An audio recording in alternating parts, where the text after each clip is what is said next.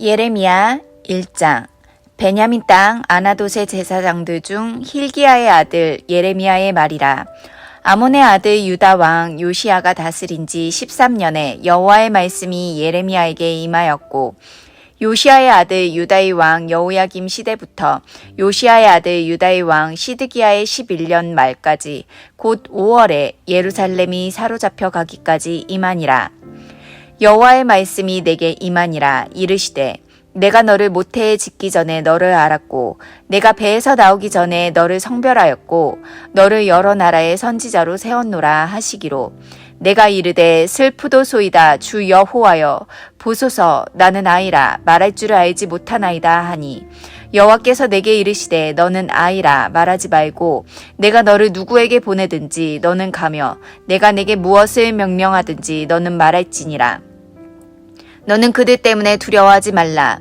내가 너와 함께하여 너를 구원하리라. 나 여호와의 말이니라 하시고, 여호와께서 그의 손을 내밀어 내 입에 대시며 여호와께서 내게 이르시되, 보라, 내가 내 말을 내 입에 두었노라. 보라, 내가 오늘 너를 여러 나라와 여러 왕국 위에 세워 내가 그것들을 뽑고 파괴하며 파멸하고 넘어뜨리며 건설하고 심게 하였느니라 하시니라. 여호와의 말씀이 또 내게 임하니라. 이르시되, 예레미야야, 내가 무엇을 보느냐 하시매, 내가 대답하되 내가 살구나무 가지를 보나이다. 여호와께서 내게 이르시되, 내가 잘 보았도다. 이는 내가 내 말을 지켜 그대로 이루려 함이라 하시니라. 여호와의 말씀이 다시 내게 임하니라. 이르시되, 내가 무엇을 보느냐? 대답하되 끓는 가마를 보나이다. 그 윗면이 북에서부터 기울어졌나이다 하니, 여호와께서 내게 이르시되, 재앙이 북방에서 일어나 이 땅의 모든 주민들에게 부어지리라. 내가 북방 왕국들의 모든 족속들을 부를 것인즉 그들이 와서 예루살렘 성문 어귀에 각기 자리를 정하고 그 사방 모든 성벽과 유다 모든 성읍들을 치리라. 여호와의 말이니라. 무리가 나를 버리고 다른 신들에게 분향하며 자기 손으로 만든 것들에 절하였은즉 내가 나의 심판을 그들에게 선고하여 그들의 모든 죄악을 징계하리라. 그러므로 너는 내 허리를 동이고 일어나 내가 내게 명령한 바를 다 그들에게 말하라. 그들 때문에 두려워하지 말라. 내가 그들 앞에서 두려움을 당하지 않게 하리라. 보라, 내가 오늘 너를 그 온 땅과 유다 왕들과 그 지도자들과 그 제사장들과 그 땅 백성 앞에 견고한 성읍, 쇠기둥, 놋 성벽이 되게 하였은즉 그들이 너를 치나 너를 이기지 못하리니 이는 내가 너와 함께하여 너를 구원할 것임이니라. 여호와의 말이니라. 오늘 우리가 읽은 책은 예레미야입니다. 예레미야는 예언자 예레미야가 기록한 책이죠. 예레미야는 아나돗 태생의 제사장으로서 제사장 힐키야의 아들이었는데요. 요시야 13년에 활동을 시작했으며 여호아스와 여호야김, 시드기야 왕 시대에 살았습니다. 그는 아시리아의 멸망과 바벨론의 부흥이라는 서아시아의 정세 변화와 또 이로 인한 유다가 멸망한 시대에 살았으며 망명자들에 의해 강제로 애굽, 이집트로 끌려갔습니다. 그래서 그의 마지막 설교는 이집트에서 선포가 되었죠. 예레미야서는요, 자신의 동족들로부터 멸시를 받고 박해를 받으면서 기록했고, 자신의 설교들과 표적들을 통해서 하나님의 뜻에 복종하는 것만이 심판을 피할 수 있는 유일한 길임을 예레미야 전체를 통해서 선포하고 있습니다.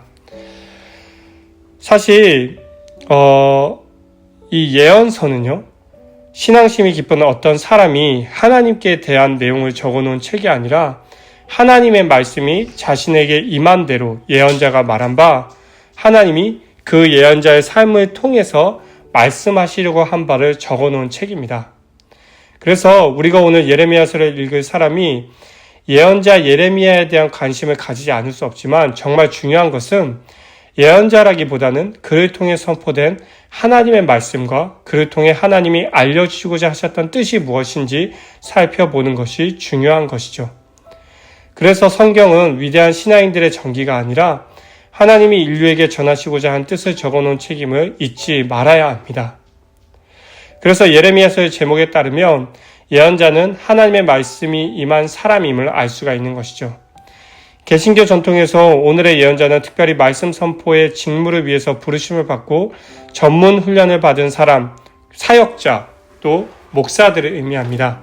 그렇지만 근본적으로는 예수 그리스도를 통해서 오늘 모두 그리스도인 모두가 구약의 예언자들처럼 하나님의 말씀의 일꾼이 되었다고 할 수 있는 것이죠. 이런 말씀의 일꾼들에게 중요한 것은 하나님의 말씀이 그들에게 임했다는 사실입니다. 하나님이 그들을 사로잡아 당신의 뜻을 계시해 주셨다는 것 자체가 중요한 것이죠. 그 어떤 사람이 자신의 뜻에 따라 열심히 추구한다고 해서 말씀의 일꾼이 되는 것이 아니라 하나님께서 말씀을 계시해 주실 때에 우리는 말씀의 일꾼이 되는 것이죠. 예레미야 1장은 하나님의 부르심에 대해 기록을 하고 있습니다. 예언자로서, 선지자로서 예레미야를 부르신 하나님, 그리고 그 예레미야에게 두 가지 환상을 보여주시죠. 살구나무 가지와 기울어진 끓는 가마의 환상. 이 모든 것들은 하나님의 말씀을 오롯이 이 땅 가운데 선포하고 전달하는 하나님의 메시지가 담겨 있는 것이지 예언자 스스로, 선지자 혹은 말씀을 선포하는 자가 드러나서는 안 된다는 놀라운 메시지가 담겨 있습니다.